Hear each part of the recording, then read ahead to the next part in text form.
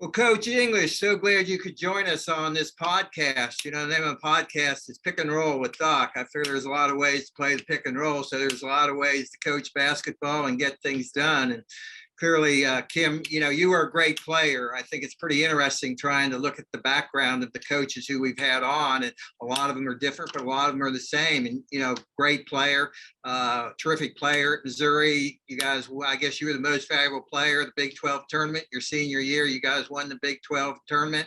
That had to be a great experience. And then drafted 44th by the Detroit Pistons. That had to be a dream come true. And I just wondered, how did all that success and all that,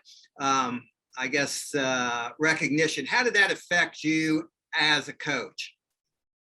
You know, I'd say that the success that I had, the good fortune really as a player, you know, the accolades or the championships or the, you know, awards didn't really have much effect of any on me as a coach. But what I did take most from it is, you know, the why, right? The why those teams had success, why we were cohesive, you know, why we got to the NCAA tournament and had the chance to march. That's kind of what I've been that has been what I've been unpacking since I began my coaching career, as I've begun to start to think about what my program would look like. So when did you decide that's what you wanted to do for a career? When did you decide that you know, coaching was going to be your profession? Yeah, you know, I've known I was going to be a coach for a long time. You know, probably since I was in high school, college for sure, professional for sure. I knew that I wanted to get into coaching. You know, I just thought it would be after a much longer playing career.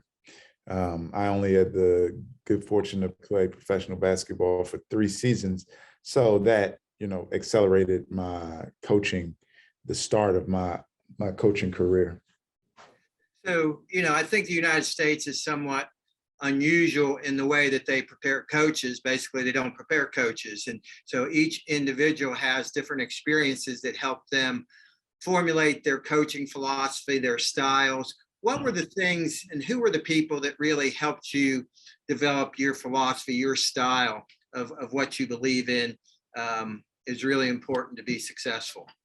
You know, you get out of it what you put into it. And I think, you know, we are prepared to be coaches if you're dialed in as a player and you're listening. The coaches that I played for and coached under, they're my everything, you know, to what our program is. So when you see us, if you see our practices or play, you see a little Rick Barnes, a little Tad Boy, a little Frank Haith, a little Mike Anderson, a little Lawrence Frank, a little Tom Thibodeau, a little Nestor Che Garcia. Every coach that I've ever crossed paths with, it's made an impact on me and our program of what we do or decide not to do. You know, and so I've just always thought of the game, thought of the why, thought of the what he's looking for, what this coach is trying to you know, to convey. And you know, over time, it just, those philosophies, their philosophies became mine, you know, a little of each. So you basically, I mean, you pretty early in your life realized that you were going to be a coach, and you took bits and pieces from every coach that you had a chance to work with. Yeah, absolutely. Absolutely. How they made me feel, how, you know, how they made players feel, the way they integrated their family into the culture, you know, offense, defense, you know, what we do, what we value, how we recruit. It was very fortunate to work intimately with 4 really exceptional program builders, and Mike Anderson, Frank Haith, Tad Boyle, and Rick Barnes. You know, so just to see the day-to-day of what it looks like to build a successful program meant a lot to me. So today's world, I mean, when you played, you know, that was back in, I guess you graduated from college in 2012. Is that right? So that's pretty quick to be, a division head coach at a, very established, prominent program like George Mason. But from the time that you finished, what is the difference, and if there is any, that you see in the players that you played with to today's players, and has that implications for how you coach them? Well, I think, yes, the athlete, that there are differences and things that, were acceptable, years ago, decades ago, that are not acceptable now. And I think that's for the better. I think we tend to coach with a little bit more love and compassion, and want to build a deeper connection or relationship with the guys. Like I when I first got into coaching, I was watching NBA TV, and the former coach of the Raptors and the Timberwolves, Sam Mitchell, had he had something on his wall that said something like, basically saying like, I said so and I'm the coach, basically, and that's why it's right. And I just think that's like, that is completely opposite to the way I coach. No, I absolutely need to have reasoning behind all of our decisions. And I don't mind players questioning why we're doing things to gain deeper understanding. The understanding of mental health and student athlete welfare, the understanding of hydration and sleep. Things have changed. It's changed for the better. I think it's trickled down from the NBA level on how we travel and recover. And I think it's awesome. When I see the success of modern coaches, like Ime Udoka, like Steve Kerr, it's incredibly exciting to me to see where the future of our game is going. So, I mean, I think one of the things that is so important, whether, you're a basketball coach or you're leading any organization, is developing trust. How do you go about developing that trust with your guys? It's it's every day. It's every day. It starts in recruiting, getting to know them, getting to know their families and what's important to them, and learning and acting on how they feel. Being there for them when moments are tough, when you're in the gym and there's actual sweat equity and they know you care about them as a player. I think that's huge. And again, I say all that, my coaching style is not sunshine and rainbows. Now we get after it. I'm very demanding of our athletes. But I get that leash with how aggressive and loud maybe, or boisterous I can be, because they know how much I care about them. It's so cliche, but it is true. Like, you've heard the saying, players don't care how much you know till they know how much you care. It's true. It's cliche. We've heard it a million times, but it's very true. So, I mean, I think trust is a two-way street. You've got to get, your players to trust in you. How do you establish that trust in a player where you're willing to trust them to give you, whether it's feedback, whether it's to give them the opportunity to make decisions in games or in practice or as part of a team? I think it's like anything, like any relationship. I feel like you go into a relationship really, if there's a connection with great openness and dialogue and trust, right? And when you see someone, when you're interacting with people as much as we interact with our staff and with our players, you have an opportunity to grow that bandwidth quickly. And it grows like very fast, and because you're stacking a lot of days on days, practices on practices, possessions on press, team meals, dinners together, road trips. You're stacking all these days on each other, and you're evaluating all those days.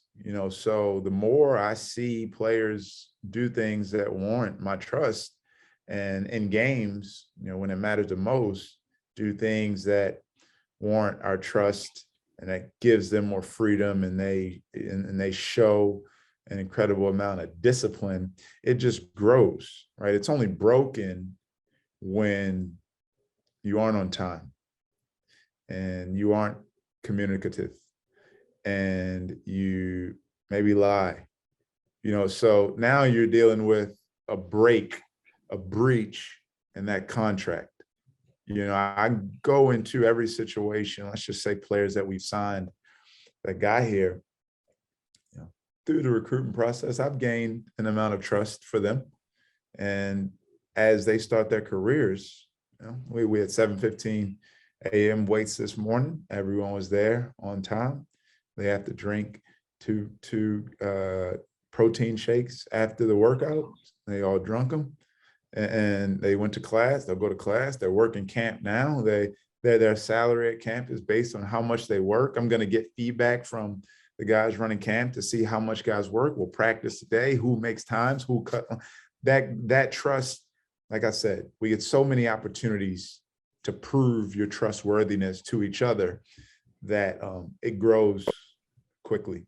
Like I said earlier, you had a quick rise from being, an assistant to being a head coach. And when you got that job at George Mason, when they called and said, Kim, you're our guy, we want you to lead our program, what were your feelings right away when you got that word? I was so excited. And it was needed at the time. I was involved with another search maybe a few days prior. And we had just lost in the NCAA tournament, a crushing loss to Oregon State. They went on to go to the Elite Eight. And I was actually driving back from Missouri when I got the call from our athletic director, Brad Edwards. And the immediate thought that went through my mind was, like most coaches, it was get to work. Let's do this thing. And honestly, it was a chance for me to redo one of my biggest mistakes. When I got the call from Joe Dumars in 2012 telling me that they were going to pick me in the second round, my response was incredible excitement and jubilee. And I was running around and because I had just achieved what I thought was my dream. My players have heard this story a million times, but what I did was I stopped doing what got me to that level. I worked incredibly hard as a college player, as a high school and college. I was in the gym every single night, every single morning. I stayed after and lift. I watched film. I was an insatiable worker to get myself to be a really good college player and eventually an NBA draft pick. But I thought I achieved my dream. It was the wrong dream. My dream shouldn't have been to get to the NBA. My dream should have been to stay in the NBA. So that mistake was fatal for me, and it resulted in a one-year playing career in the NBA. So when I got into coaching, I was at an EYBL event in New York, my first year in the business. I got to know Shaka Smart at USA Basketball in 2011. And Shaka came and sat next to me and said, what do you want to do out of this? Like, what's your goal in this coaching thing? And I said, I want to be a highly successful, championship winning head coach.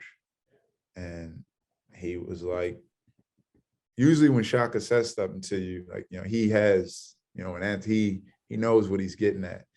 And, the only time I've ever heard him, he was like, yeah, I think he was expecting, or he had heard a lot of coaches say, a lot of assistant coaches, I want to be a head coach.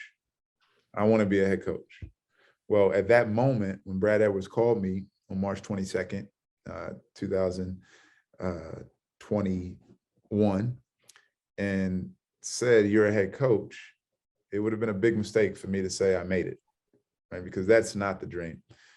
For me, it was just getting started. Where we are, that dream will never be realized, in my opinion, because we're always fighting for more. So the moment I got the call, I immediately called my staff, future staff, right away, and we got to recruiting. So you got that job. I mean, was the first year, Was it about what you expected? What were the differences? How prepared were you to really take over and do that, do you feel? I think I was prepared as much as I could be. Obviously, I learned a lot of stuff along the way, things that I did not know. Never standing up and making those decisions, when to call a timeout, when to foul, when to sub guys out because of foul trouble, what plays to call, ATO, all the things in game, and all the responsibility day to day. I think that I was prepared, but I absolutely learned a ton. That's going to help me a lot going into this next season. You had one or two pieces of advice to, offer the next guy who gets that opportunity to be a successful head coach. What would you tell him? I would say, take your time to hire the exact staff that you want. You have more time than it feels in that moment. If you're a high achieving results-based person, it feels like you're drinking water out of a fire hose.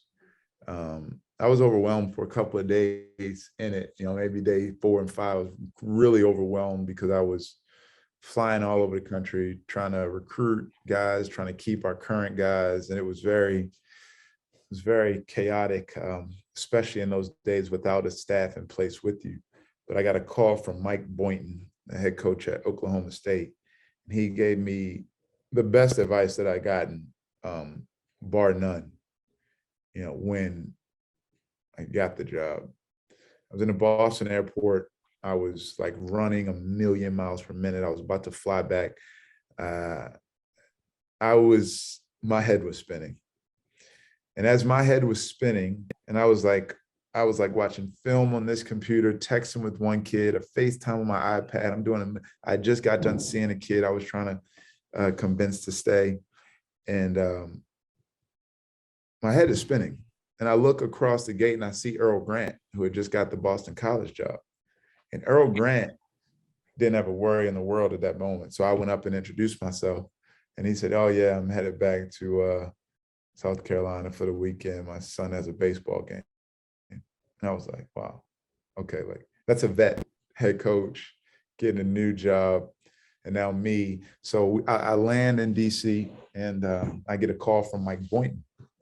Mike Boynton said to me simply, he said, "Take a deep breath. You're not going to win 20 games tomorrow." And it was maybe March 30th when he said that. And I was like, that was so true. And you're not going to win 20 games tomorrow. You're not going to win 20 games the next day. That's a great lesson, for everyone. I mean, for most assistant coaches, you're not going to be, there's nothing you can do today that's going to make you a head coach tomorrow or the next day. It's buying into the immediacy of the process of what you have to do in your current spot, right? In your current space and life and position. And if you stack those days, you'll eventually get the opportunity and you'll be prepared when you do get that great phone call. Today's environment and coaching, I talk to a lot of coaches and a lot of them saying, it's changed from the standpoint of, to be perfectly honest, there's pretty much no time off. You pretty much with, the transfer portal, guys leaving, guys coming, with NIL, all the things that you have to do, it seems like the job has expanded tremendously. Do you see that? Yes, it is. It is. It is. It is. Especially when you have a family, it's a full-time commitment.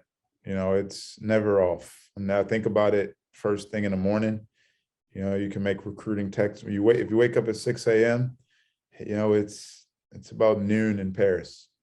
You can recruit internationally. If it's 10 o'clock at night on the East Coast, it's 7 o'clock in LA or Seattle. You can recruit some on the West Coast.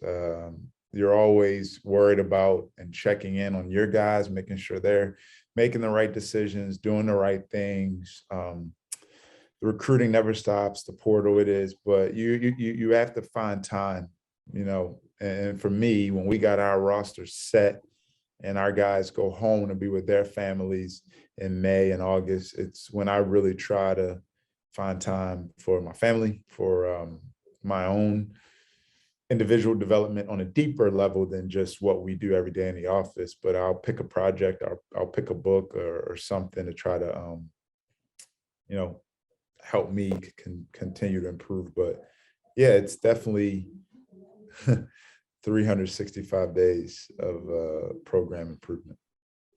Now, you and I have talked before, and one of the things that I thought was really insightful that you do. Can you talk a little bit about how you basically chronicle everything that you do? I know you have probably a lot of material you've accumulated over the years that you've written thoughts down. Can you kind of talk a little bit about that? Yeah, so I have a pretty extensive document that I formulated of all my years of being an assistant coach. What I wanted my program to look like, every single aspect, community relations, team roles, strength conditioning, assistant coaches, what I want their roles to be, what, that their responsibilities, pardon me, my candidate pool, who they might be, guys I've met over the year, film, director of ops, travel, every single thing. The last few years, it's grown to NIL, right? Just to different ideas and ways to be creative. And it was not to help me get a job, right? It was, an athletic director had never seen it. It was to help me understand what my program is going to be like and have that organization so that it's here. And then when I actually got the job and I sit down at my desk and I got to open up that file on my computer, and when I was clear mind, when I was with Rick Barnes or Frank Haith or Tad Boyle or Mike Anderson, this is what I was thinking about in a clear state of mind. What did I say then about our spring workouts? What did I say then about what did I say my core value is going to be defensively, offensively? What did I say? How are we going to attack a recruiting? This is what I said. Now, as I sit here in this seat, I read it, and do I still agree with it all? Do I want to change stuff? Do I want to tweak stuff throughout this year? Change stuff, tweak stuff as I continue to learn and grow. It just helps me as I continue to grow, go back and look at what I was thinking at different times, and it changes. I mean, it changes greatly. It evolves. Everything evolves. My after 1 year, some of my coaching philosophies have evolved, right? Because at one time they were all just theories. They were all just theories of what I thought. This is what I would do. Now I'm actually in that position, and a theory that I had bit me in my butt a couple of times this year, and I've tweaked it some, so. It's interesting you use the word evolve because, talking to, Rhodes and Shaka, Jeff, they all kind of use that term themselves. I think it's one of the things, the status quo just doesn't work. You always got to be trying to, change and feel comfortable with change. Absolutely. Absolutely. It's the job. It's the job. I mean, the game is so random. The profession is so random. You have to be ready to make changes, to make changes. One of the things I'm kind of asking every coach. So take me through the 24 hours prior to a game. What you do. Do you have a series of things you do? Just kind of share with us those 24 hours. 24 hours to tip, the hay's pretty much in the barn as far as your preparation. The game plan's already been decided and implemented. I'd say a 7:00 game. We've just got done having team meal the night before, you probably after late practice. I'll go home, I'll probably watch. I've already watched the games that I want to watch, that I felt like I needed to watch of the opponent. That last game is usually something really random, right? It might be a game that I played against that coach or coached against that coach years ago, right? I remember we played Penn, Steve Donahue, after watching their game against I think they played someone good early.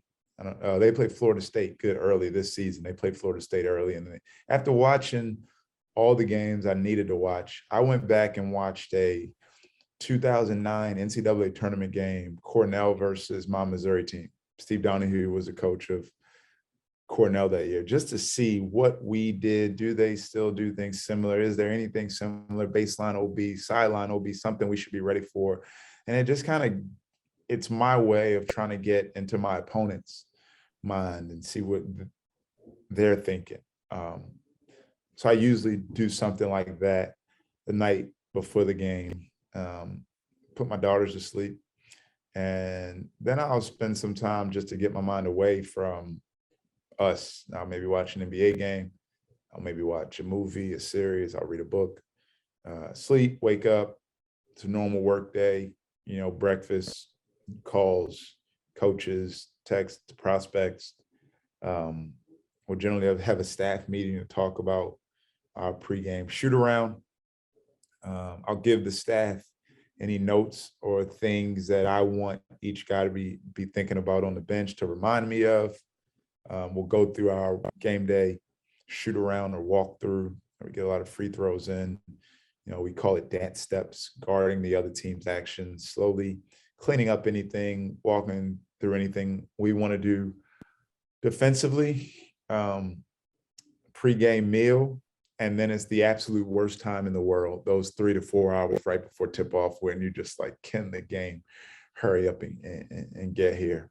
And at that time, I just try to do anything to take my mind off the game. I'll go back and I'll look over some notes to review, and then it's close. At about 90 minutes, it's game time. We'll start to do our pregame stuff in the locker room, get on the board. The guys are on the floor, lineups, adjustment, first play, things to be ready for, and all that stuff. Yeah, I think, those feelings for a lot of coaches right before the game, a couple, 3 hours before the game, are almost torturous. It's just wanting to get going. You're ready to go. You just want to go. I always laugh, when I was, even as AD, one of the things I always wanted to do is make sure the national anthem was really fast, because you're out there and you want to get going. And what I've done is I actually love when there's another college basketball game on right before. It gives me a chance. I watched a lot of Tennessee basketball this past season. So it was good for me to, kind of get away from it and watch. And honestly, it's always good to watch your mentors go at it. But yes, and I thought about this year. That's a great point about the national anthem. When that horn sounds at 0 and teams go back to their bench, they do the national anthem, which is, let's say, 2.5 minutes. And then there's like another 3 minutes. And then there's the starting lineups, and then like 2 more minutes before they get the thumbs up. Well, I've always thought about, man, how long, whoever shoots that first 3-point shot, do you know how long it's been since they took a shot at the basket? It's been a long time. So that's something that I started thinking about this season. That's great. Well, when you, clearly it's interesting because, you played at a Power 5 school, Missouri. Then, of course, you coached at Tulsa, which, pretty traditionally good program with both football and basketball. And then Tennessee, who, clearly has a bunch of resources in football and basketball. And now you go to George Mason, where there's no football. What are the biggest differences you see? And I'm sure there's some positives to that and some challenges to that. Yeah, I don't see any challenges to it. Yeah, I played at Missouri. I was at Tulsa. I was at Colorado. I was at Tennessee, all places that had football. And I was worried about that when I got here. I was really worried about visits. I was really worried about what we were going to do on a Saturday in a visit. But I'll tell you this, like, and again, my time at Tennessee was amazing. My time at Boulder was amazing. They're like unbelievable places, like great. There's a heck of a whole lot more to do in Washington, D.C. and Northern Virginia than there is in Knoxville or Boulder on a football Saturday. So we don't miss anything at all. It gets to be a really cool basketball visit. A lot what I assume it's like in the Big East. But yeah, our Saturdays, the guys are in the gym playing pickup, right? And the recruit might play.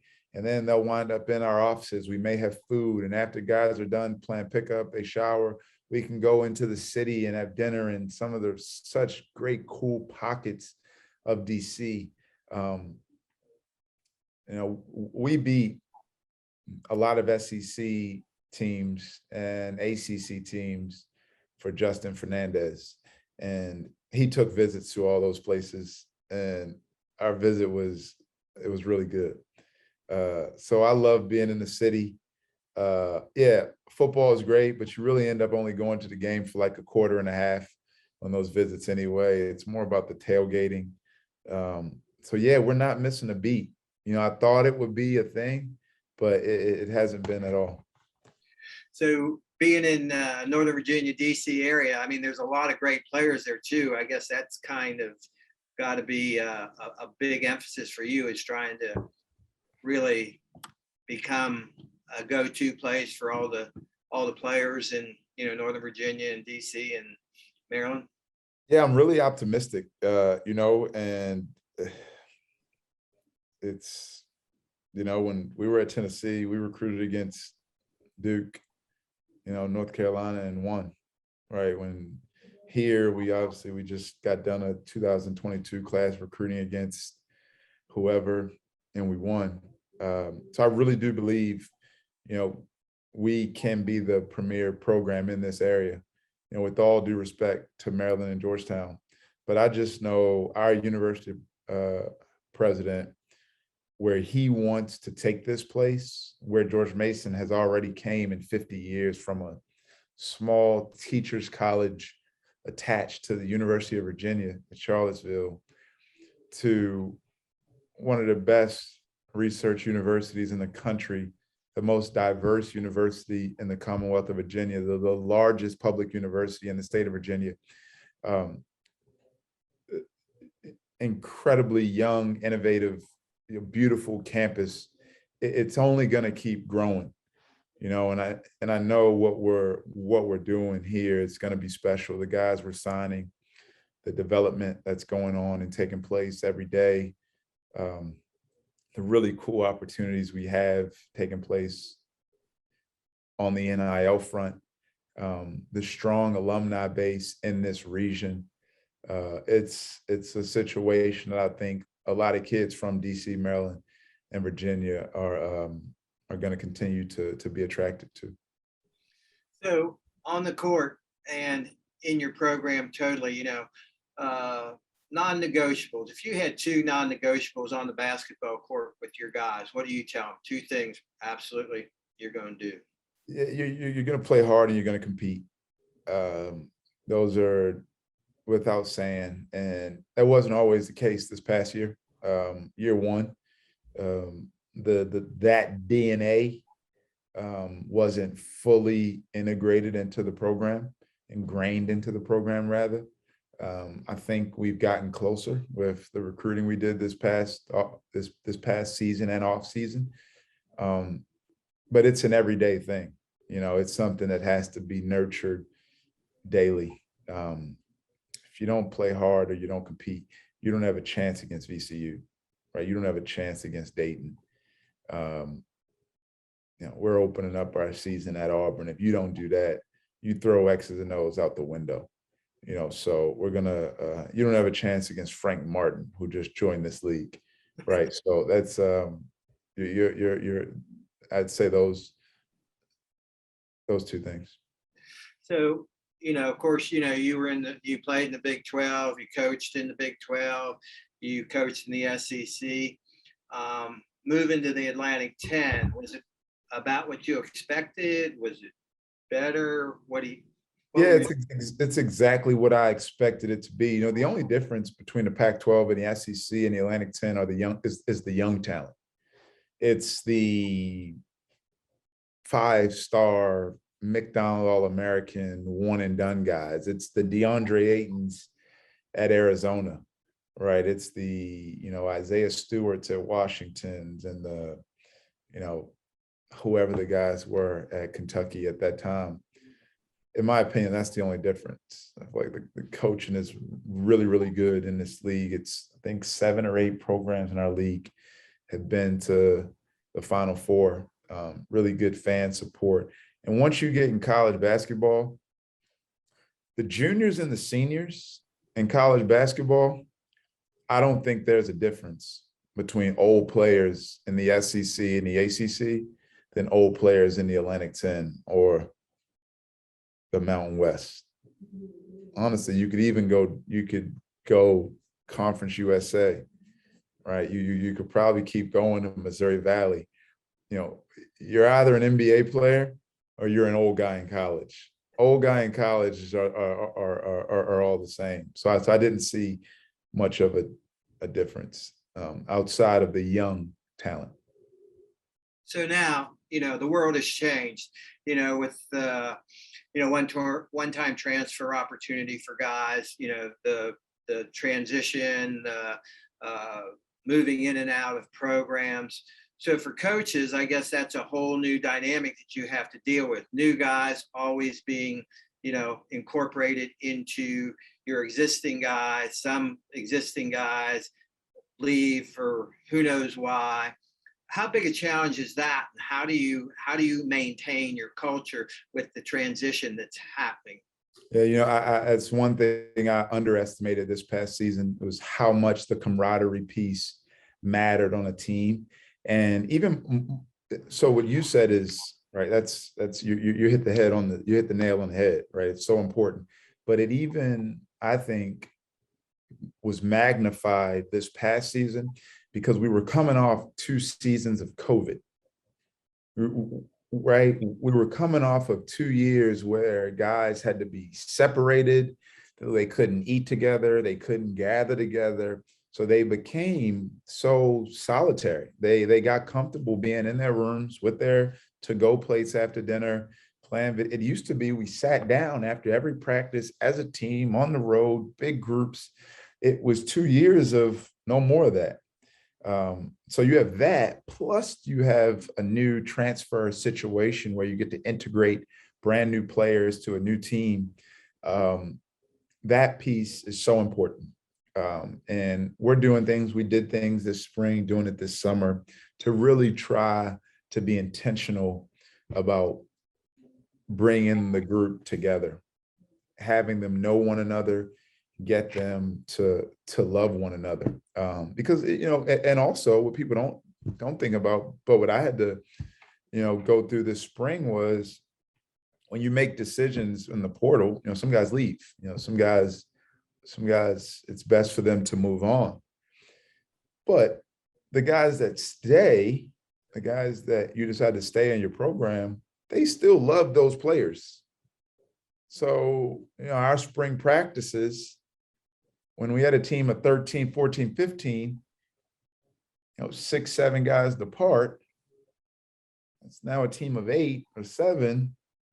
There's a bit of mourning that's going on the team that you have to work through and get through until you get it back to the beginning of summer where you have a full team of 13, 14, 15. It feels normal again.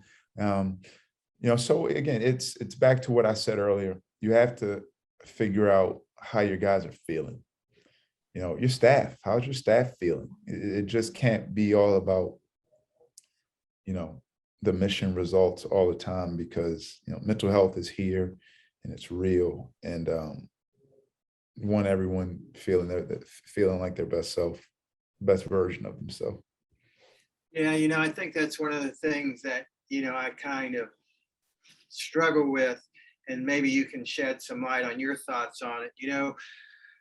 One of the tough things that we see in mental health is the ability to be resilient, to bounce back from adversity, how to cope with, things that don't go your way. And so for me, when I played and growing up, the attitude was completely different. Coaches get on you and everything, and you kind of learn to fight back and do that sort of thing. In today's world, how do we help these young people be to the point where they can overcome adversity and move forward without, damaging them mentally, in a mental health issue? Yeah, I think that's a great point. And I almost talked about it earlier. I feel like early 30s is like the last of the older generation, right? I feel like we're the generation that understands what a phone booth is and knows how to read a map, but we also know how to navigate the interface of Snapchat, right? And Hulu, TV, whatever. But so I think that first they have to know you love them. And once that is established, you can be demanding as you have to be. And even your generation fighting through adversity doesn't have to be something that's internal. We can fight through adversity together. You can have the comfort to tell me what's going on that's giving you adversity. You can seek help from a therapist, from a sports psychologist, and that's okay. Like, that doesn't make you less tough or more weak. It's okay. I think, and I see it with my own children, kids are incredibly resilient. In some ways, more resilient than kids when you were growing up. You didn't have to go to school every day and think about the fact that someone could enter this school with an assault rifle and kill everyone in your classroom. And you didn't have to go to school and worry about thinking about having to play dead and mud blood on your face so I think today's kids are incredibly resilient. I think the changes in everything is normal. I mean, these kids were born to a world where terrorism was commonplace. They've had to go through a global pandemic that we haven't seen in 100 years. So I think their resilience is real. It's there. I think the way we can get them to their overcoming adversity space, it's just a little different, and that's okay. I mean, I don't want to go on a soapbox, but our Black athletes 2 years ago watched George Floyd, a knee on his neck for 9 minutes and 42 seconds. I mean, they watch Eric Garner on the ground,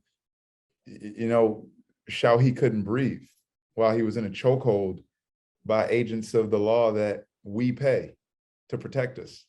So I think a lot of the things they see, a lot of the struggles they have are incredibly warranted based on the trajectory of what's been going on in America the last 20 years or so. Yeah, I mean, I think that's so much reality of today. There's so much out there that, when I grew up, I mean, I say life was simple. You know what I mean? You go play ball, and that's about to go to school, and you didn't hear all those things. If they were going on, you never really heard about.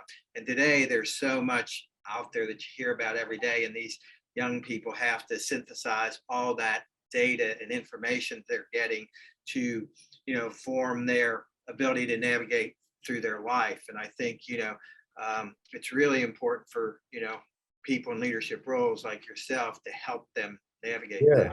These phones are designed to trick them. These social media apps are designed to make them addicted to them, and video games. So yeah, you're right. So we have policies, and we go on the road when we eat as a team text your loved ones. You're not going to have your phone at dinner. We don't have phones at dinner. You know, we talk about social media. We talk about the way it's perceived. I agree. I think the 80s and the 90s were like the best generation, I guess, like late 70s, 80s, 90s. I just feel like it was less problems. You know, I want to go post civil rights, pre-technology boom would have been like a great place to be. Yeah, I think that's right. You know, and now today there are, you know, these challenges for these, you know, 18 to 22 years old kids who are playing basketball. You know, they've got a lot of other things on their plate, you know, that I know I never did. You know, I never was thought about any of that stuff. So yeah, it's interesting. It's a very interesting time. So you loving this head coaching gig? Yeah, it's fun. You know, it's fun to run your own program and, you know, try to collaborate and win a championship. You know, that's the goal, trying to help these guys reach their dreams of, you know, playing professionally in the NBA, making a lot of money, changing the trajectory of their families, their lineage and history and what they leave behind, and prepare them for life. You know, it was an old coach from Illinois. I think it may have been Jim Thorpe. Did Jim Thorpe ever coach football? Maybe. I don't know. Sure No, it wasn't Jim. Maybe it was Jim Thorpe. It might have been Bo Schembechler. But he went to these alumni meetings and they asked him, they said, tell me about your recruiting class. And he said, I'll tell you in 20 years. You know, like that's really what it's about. You know, we're going to win championships along the way. Guys are going to do, but like, if you ask me right now about our Big 12 championships, or like what great wins we had at Missouri, I'm like, yeah, there was some, but man, it's so much more important stuff.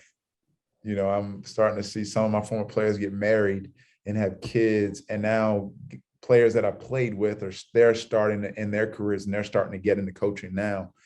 And like, that's so exciting. You know, I went to the funeral of the mother of a guy I coached at Colorado, and being there to hug him after that funeral was more important than any three he made while he was playing for the Buffaloes. That's what coaching is all about. And if you're in it for the right reasons, the success will come. You know, it's really interesting. I think, you know, I know when I got into coaching, you know, it was because I wanted to coach, but then the longer you're in it, the more you realize it's those relationships that are lifetime relationships, you know, when kids get married or, you know, your former players get married. And I'm so old, this is how it is. So we kind of went back to Cincinnati. I was high school coach in Cincinnati and went back there last year. President Nolan, our president of ETSU, went back with me. We kind of had a little reunion. And some of the guys who I coached, who I see as 18, 17-year-old, 18 kids. Now they're retired from, you know, what they've done. You know, I got kids who was CEO of United Healthcare and he's retired, you know, and you see these guys and you go, it's really cool to see, you know, them and, you know, kind of hear about their lives and feel that you had an impact on their life. You know, that's what it's all about. That's what it's all about. That's why I went to the funeral of my old AAU coach in Baltimore, Anthony Lewis, who passed away last summer. And it was just, this guy was doing it in East Baltimore, making no money, but helped so many kids. I mean, back to Reggie Lewis, Rudy Gay, Juan Dixon, myself, DeJuan Summers. I mean, you know, those guys, household names in college basketball. This guy helped them get to college. And I'm thinking of all that they've done. And they're like, I wouldn't be here without him. Like my daughters wouldn't have the life they have, the life they're going to have without, you know, so that's what it's all about. And like you do with Top Connect, which I love, reach your hand back down and teach the next. generation. I think, like you said, I'm blessed. I've been very fortunate to have, people help me in my career. And, now if I can give back a little bit, doing this thing now to try to raise awareness to help families navigate, difficult situations, with my Finnegan's Challenge deal, which, shoot free throws for to raise money to help those families, because I had a grandson born with a birth defect, and it's not about that. It's about helping you see how families are impacted by things and to help those families to navigate that, have a more, have more success in their lives and make them feel good about things. So it's kind of the same thing we do in coaching, If you're ever in Northern Virginia, that Finnegan's green will look good on our court. So if you want to shoot some free throws at Fairfax, come on up. You're more than welcome. I'm going to do it, Kim. Hey, we go back a few years. I've always been so impressed with, as thoughtful as you are. I mean, you're one of the, I think one of the things that, I've kind of found out through the years is, very successful coaches are very intentional in what they do. And I think you have thought out everything that you've done and understand the implications of all those decisions and thoughts. So, well, thank you. I appreciate that. No, I'm so excited for where the George Mason programs go. Any pressure on you, when Larinaga was there, that Final Four deal, they talk about that a lot? Oh, they do. I think it's awesome. I think it's awesome. It's no pressure because a lot of programs haven't been close to that.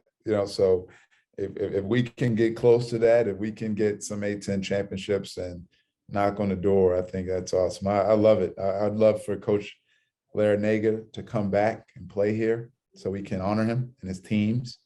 I'd love for Coach Barnes to come back so we can honor him. Yeah. So no, it's been some really good coaches. Joe Harrington, Paul Hewitt, a lot of really good basketball coaches have sat in this seat, and I'm thankful for and have great respect for them all. Yeah, I had forgot that Coach Barnes had been there. Yeah, how about that? It was that quick. It was just 1 year. It was that quick. Yeah. He went from there to Clemson, is that right? He went from George Mason to Providence to Clemson, okay. Texas, Tennessee. Well, he got to Clemson and he's only wore orange since. I guess that's right. Yeah. That's pretty remarkable. That is. Well, good, Kim. Thanks so much for doing this. Maybe later on we can do another one, and we're going to get this out there. Like I say, I'm excited for you. I'm excited for George Mason. I know, that A-10 is going to get tougher and tougher every year. It's a great league. It's a great league. It really is. Of course, with Mike Rhodes at, VCU, Anthony at Dayton, those are guys I'm pretty close to you. So I follow that conference very closely. So I know it'll be, you'll have to put it on pretty tight every night. You tip it off. Absolutely. Yeah. Well, thanks for having me on, Doc. I appreciate it. Thanks, Coach. Good luck to you. If I can ever help, you know how to get a hold of me. All right. Thank you. Bye.